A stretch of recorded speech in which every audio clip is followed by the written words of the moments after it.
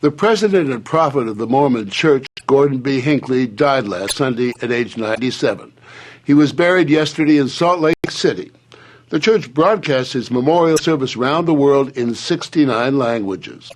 President Hinckley presided over the global expansion of the Church of Jesus Christ of Latter-day Saints, which is one of the fastest-growing religions in the world and the fourth largest religion in the United States. Republican presidential candidate Mitt Romney is a Mormon. The church used to be known for polygamy, but it gave up the practice more than 100 years ago when Utah became a state.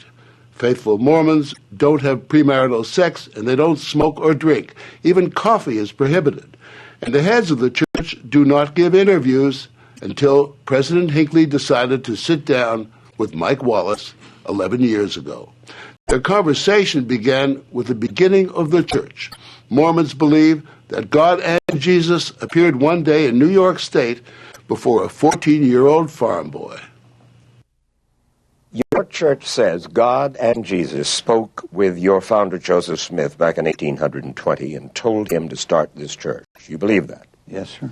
He was 14 years old. Yes, sir. A backwoods farm boy. Yes, sir. In New York State. That's the miracle of it. You'd expect the head of the church to believe it, but so does Bill Marriott, chief of the Marriott hotel chain, a hard-headed businessman, and he's a Mormon. 14 years old, and God and Jesus come to see him? You believe that? Yes, I do. We believe that the early church of Jesus Christ faded away and that it came back to Joseph Smith. And the senior U.S. Senator from Utah, Orrin Hatch, a Mormon, believes it too. We believe that we know that this happened. Here is how a church film portrays it. And what began with God, Jesus, and a single farm boy has now become a worldwide religion with more than 9 million members. But more than a religion, Mormonism is a lifestyle, an island of morality, they believe, in a time of moral decay.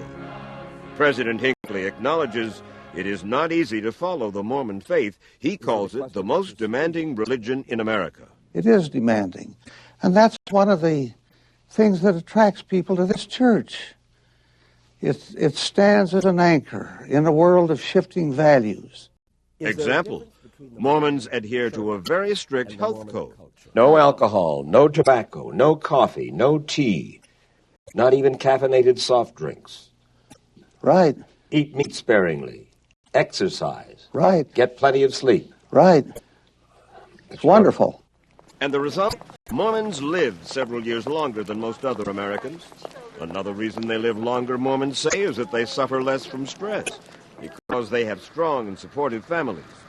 Many Mormons marry early and have lots of children. Premarital sex, as we said, is forbidden among Mormons. So is adultery. Mormons don't even go to R-rated movies, but students at Brigham Young University insist that having high moral standards does not prevent them from having a good time. We like to have fun. We like to go on dates. So we like to do just normal things. But you don't fool around. No, it's not something that I think is fun. A guy, I remember, he told me, he's like, you'd be so much fun if you drank. You would have, you'd be looser and everything. And I'm like, I like to have fun knowing what I'm doing, being completely in control, and just having fun with life. And while these young Mormons stress self-control, they themselves are controlled to a remarkable degree by the church.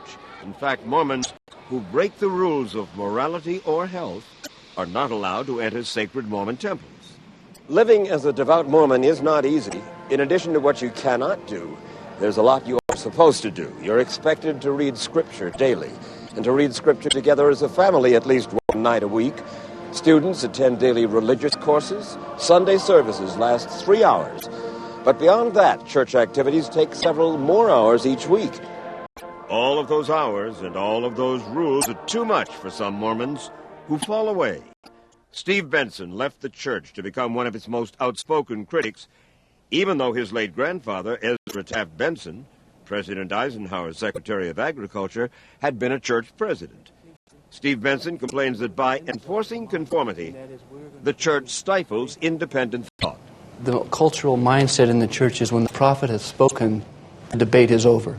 And the prophet is? Gordon B. Hinckley would be the prophet. When he has pronounced the church's position on any issue, it is incumbent upon the members of the church to pray, pay, and obey.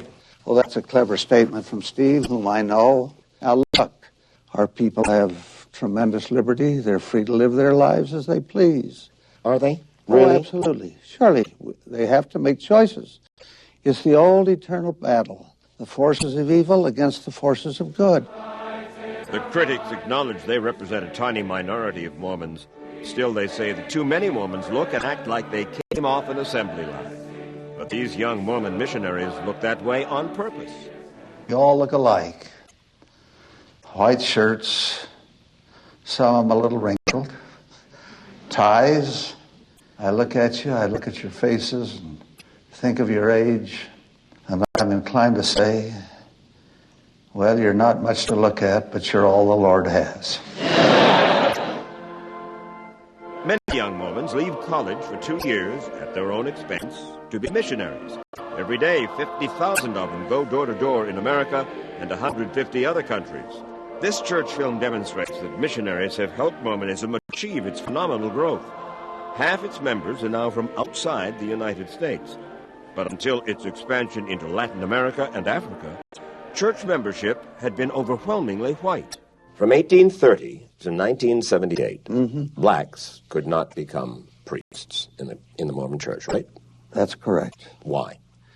Because the leaders of the church at that time interpreted that doctrine that way. Church policy had it that blacks had the mark of Cain. Brigham Young said, Cain slew his brother, and the Lord put a mark upon him, which is the flat nose and black skin. It's behind us. Look, that's behind us. Don't worry about those little flicks of history. Skeptics will suggest, well, look, if we're going to expand, we can't keep the blacks out. Pure speculation. Now that blacks can be priests, the current issue is whether Mormon women will ever be priests. Men hold the priesthood in this church. Why? Because God stated that it should be so. That was the revelation of the church. That was the way it was set forth. Fact is, most Mormon women don't want to be priests. They accept that men control the church and dominate Mormon society.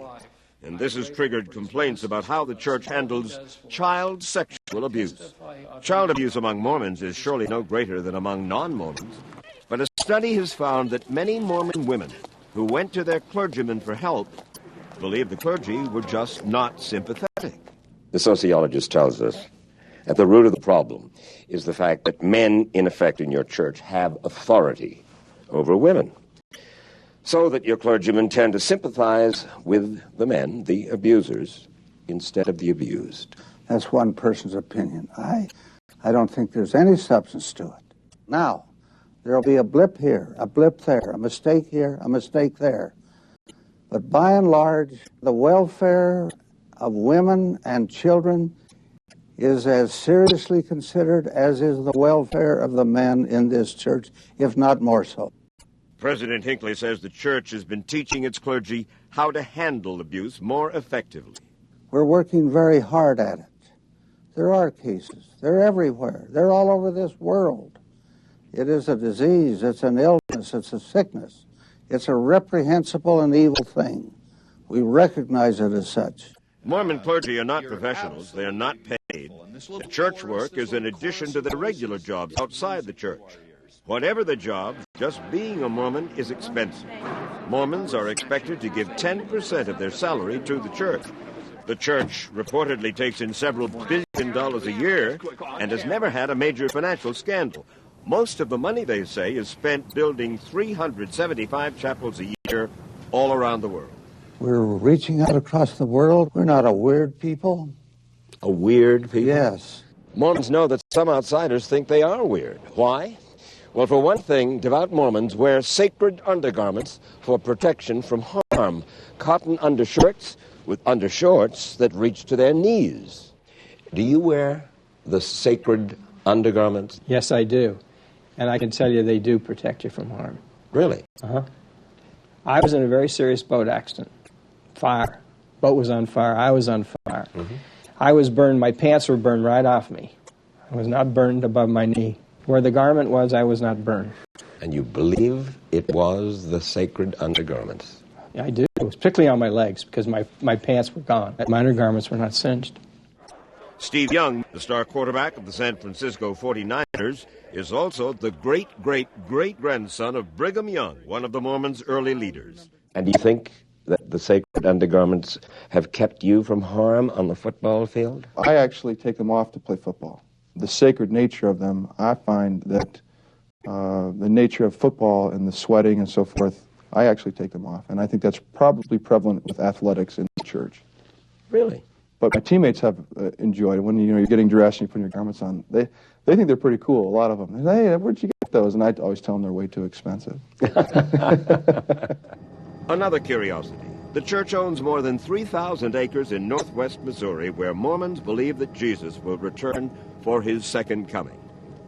Gordon Hinckley prefers not to talk about Jesus returning to Missouri or about sacred undergarments. He says that those points miss the point.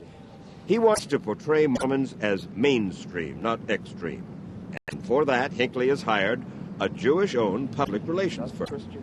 Mormons hiring Jews to help spread the word makes sense to Senator Orrin Hatch, but then he wears a mezuzah on a chain around his neck. A mezuzah is often put at the entrance to a Jewish home as a reminder of their faith. It's typical of Mormon people to love all people, but especially Jewish people. I wear a mezuzah just to remind me, to make sure that there is never another Holocaust anywhere. You see, the Mormon Church is the only church in the history of this country that had an extermination order out against it by Governor Lilburn Boggs of Missouri.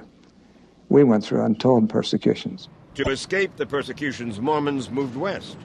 And when they reached Salt Lake, their leader, Brigham Young, pointed and declared it their promised land. And now Temple Square is their Vatican. In Salt Lake City, the church owns a TV station, a radio station, a newspaper, a department store, and a lot of the land downtown. Utah is 75% Mormon, and the church could wield political power if it wanted to. But President Hinckley says, unlike the religious right, the Mormon Church does not have a political agenda. We urge our people to exercise their franchise as citizens of this nation, but we do not tell them how to vote, and we do not tell the government how it should be run. Elder Smith, Houston, Texas. Houston? Can I give you a hug? Yes. Look at you, roll right over me. Gordon Hinckley says he never intended to become president of the church, but that one by one all the other church leaders with more seniority died. There are those who say this is a gerontocracy.